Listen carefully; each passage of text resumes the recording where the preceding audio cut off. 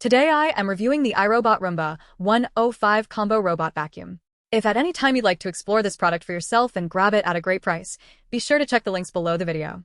The Roomba 105 Combo enters a crowded market, but the core appeal here is the simplicity of the integration between the vacuuming and mopping functions, specifically the ability to keep your rugs dry. We have all seen those horror stories where a robot mops a high-pile carpet, leaving it damp and prone to odors. The 105 does a solid job of detecting when it hits a rug and lifting or avoiding the mop, which is a massive quality of life feature. You don't need to spend hours setting up complex virtual barriers in the app just to keep your area rugs from getting soaked. It is one of those features that sounds basic, but once you live with it, you realize it is essential for an automated cleaner to actually be useful. The suction power is another area where iRobot puts in a lot of focus. They advertise 70 times more powerlifting suction, which is an aggressive claim. But in practice, what this translates to is a machine that feels very consistent on both hard floors and carpets.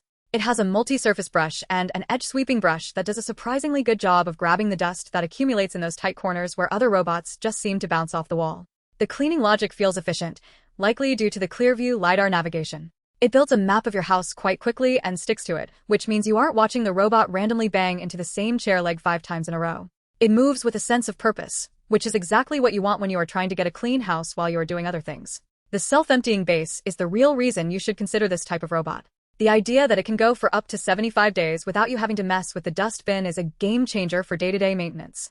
The bag system is designed to trap allergens as small as 0.7 microns, so you aren't breathing in a cloud of dust every time you empty the base.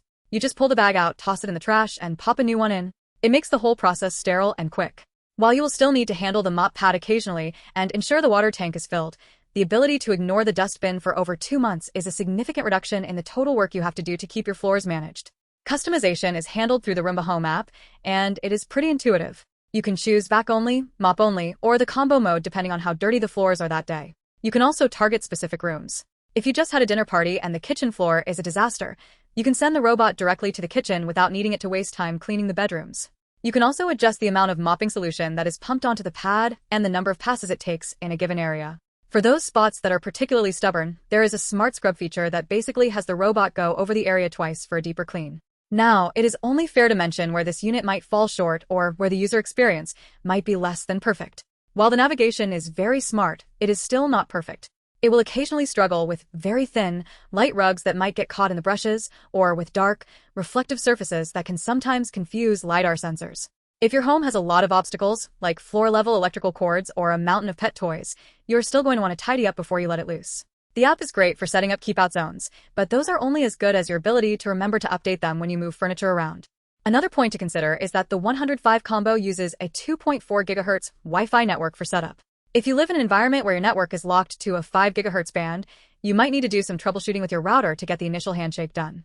Most modern routers handle both, but it is a common point of frustration for people who aren't tech-savvy. It is a one-time hurdle, but it is one you should be aware of so you don't feel like the device is broken when it is really just a network compatibility issue. The mopping function, while good, is not going to replace a steam mop or a deep scrub manual mop if you have massive, sticky spills that have been sitting there for a week. It is designed for daily maintenance, for picking up the fine dust and the light grime that accumulates day to day. If you expect it to scrub away a dried, caked-on mess of pasta sauce from 3 days ago, you are going to be disappointed. It is meant to keep your floors in a consistently clean state so that you never have to pull out that manual mop in the first place. That is the intended use case, and if you treat it that way, you will be very happy with the results. The noise level is something else to factor in. When it is vacuuming, it is not silent. It is a powerful motor, and you are going to hear it moving from room to room. The self-emptying cycle at the base is particularly loud for a few seconds.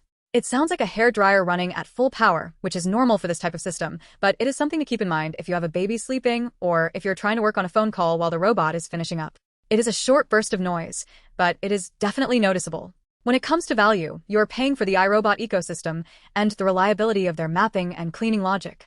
There are certainly cheaper robots on the market, but you often pay for those lower prices with poor navigation, bad app connectivity, or a vacuuming performance that just doesn't feel thorough. With the Roomba 105, you are getting a mature, well-tested system that is designed to last and to be supported by the company. The filters and the bags are easy to find, the app is updated regularly, and there is a lot of community knowledge if you ever run into a problem. You should consider buying this if you have a mix of hard floors and carpets and you are tired of switching between different cleaning tools. It is ideal for someone who has a busy lifestyle and wants to offload the chore of floor cleaning, but who doesn't want to spend their time monitoring the robot. If you have pets, the powerful suction and the hair tangle-resistant brushes are going to be a huge help. You should avoid this if you have a massive home where the floor space is entirely high-pile carpet, as the mopping function would be largely wasted, or if you live in a tiny studio apartment where the bulky base station would take up too much precious square footage. Ultimately, the Roomba 105 combo is a balanced machine. It tries to do everything well, and it succeeds in most areas. It is not going to change your life, but it is going to change your cleaning routine by removing the need for daily effort. It is reliable, it is smart, and the ability to set it to mop your hard floors while steering clear of your rugs is a convenience that is hard to overstate. If you go into it with realistic expectations, understanding that it is an automated maintenance tool rather than a miracle worker, you are going to find that it adds a lot of value to your home. It frees you from one of the most repetitive, time-consuming chores, and that alone makes it a worthwhile addition for the right kind of buyer. It is honest, effective, and it delivers on the promise of cleaner floors without needing you to stand there and supervise. Just keep the brushes clean, clear the floor of big obstacles, and you will find that the 105 becomes a regular part of your home's rhythm, working quietly in the background to make sure your space is always ready for the day.